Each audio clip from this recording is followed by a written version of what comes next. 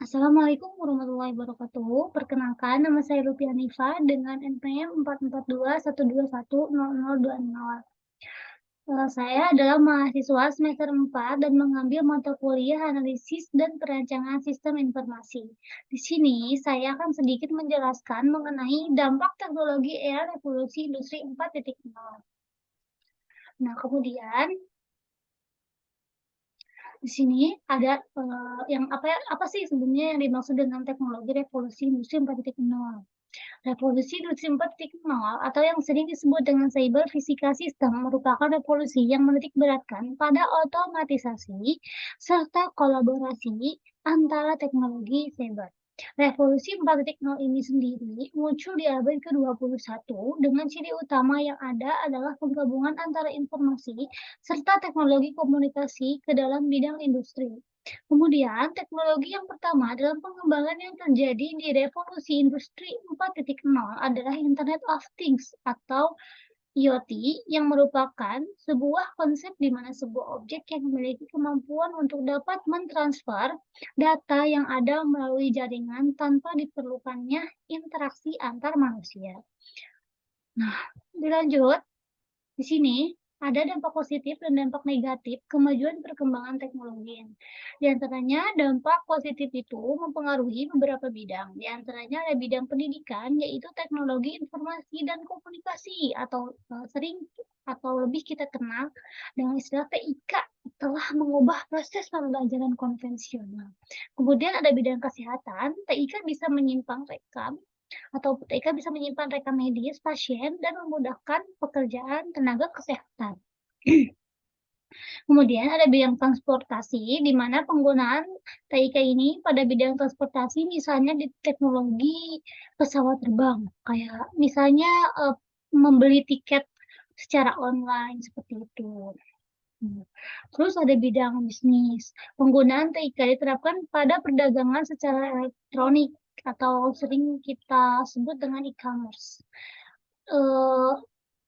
Bisa diterapin di aplikasi-aplikasi seperti yang marak sekarang kayak Shopee, Lazada, Tokopedia, dan lain sebagainya.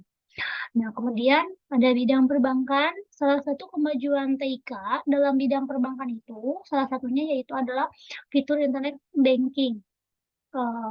Sekarang banyak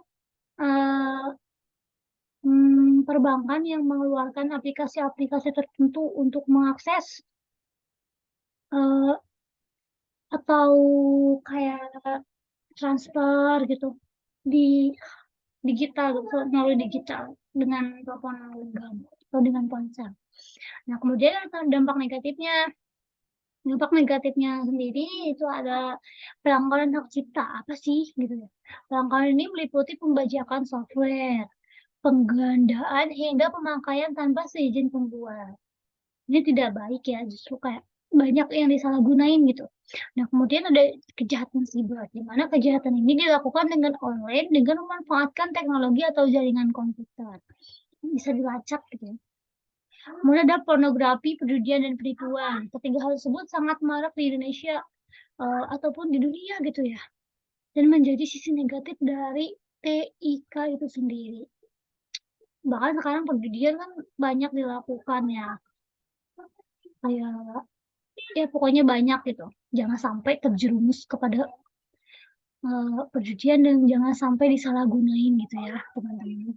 Kemudian ada penyebaran malware di mana program komputer yang sifatnya mencari kelemahan software dan penggunaannya itu seperti untuk membobol atau merusak sistem operasi maupun merusak software. Pembajakan ya, di pembajakan akun ataupun web dan lainnya. Kemudian di sini saya akan menjawab pertanyaan dari tugas mata kuliah ini. Di antaranya itu ada produk apa sih yang dulu ada tapi sekarang tidak ada ataupun jarang gitu kita temuin. Waktu saya masih kecil tuh masih ada pita apa, kaset pita yang isinya tuh panjang, plastik panjang banget itu yang warna hitam gitu. Nah, sebelumnya kaset pita itu apa sih? Nah, kaset pita itu adalah salah satu produk yang dulu sangat populer gitu ya. Namun dengan berkembangnya teknologi, saat ini kaset pita sudah sangat jarang ditemukan. Bahkan saat ini orang-orang lebih memilih menonton atau menggunakannya tuh menonton film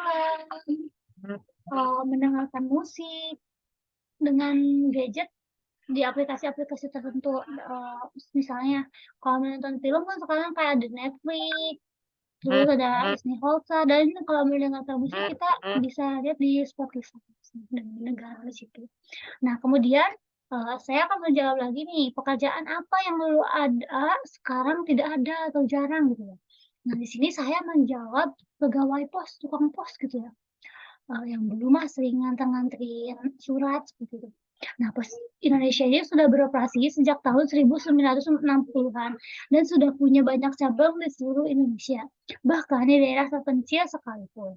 Namun, perannya mulai tergeser akibat banyaknya jasa ekspedisi dan logistik yang bermunculan. Contohnya perusahaan swasta seperti JNE, JMT, Kereta Cepat, Piki, dan lain sebagainya. Yang lebih mampu menyempurnakan peran tukang pos tersebut dan mulai dari dokumen, paket, hingga kargo bisa dituntaskan oleh perusahaan tersebut. Bahkan layanan surat menyurat juga sudah bisa tergantikan dan uh, lebih efisien serta efektif gitu dengan melalui via email gitu. Semua urusan administrasi, mulai dari pekerjaan, pendidikan, hingga jual beli kini lebih banyak menggunakan email dibanding surat kertas. Karena mungkin pertama kalau kertas pencemarannya, ya seperti itu. Mungkin ada sisi baiknya sama ada sisi buruknya sih.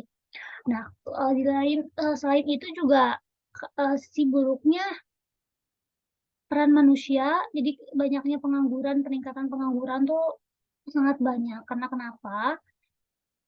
Misalnya butuh tenaga kerja yang sangat besar, tapi sekarang-sekarang tuh sudah bisa dilakukan dengan teknologi otomatis yang lebih canggih seperti robot, dan hal tersebut tuh eh, justru makin efektif, efisien, dan pasti hemat waktu ya untuk itu.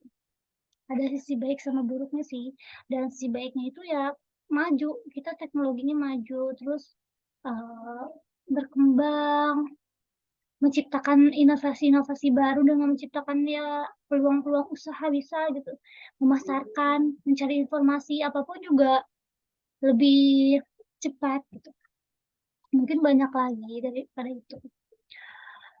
Nah, mungkin sekian penjelasan yang banyak kekurangan ini. Sebelumnya mohon maaf dan terima kasih. Tetap semangat. Billahi taufiq wal hidayah. Wassalamualaikum warahmatullahi wabarakatuh.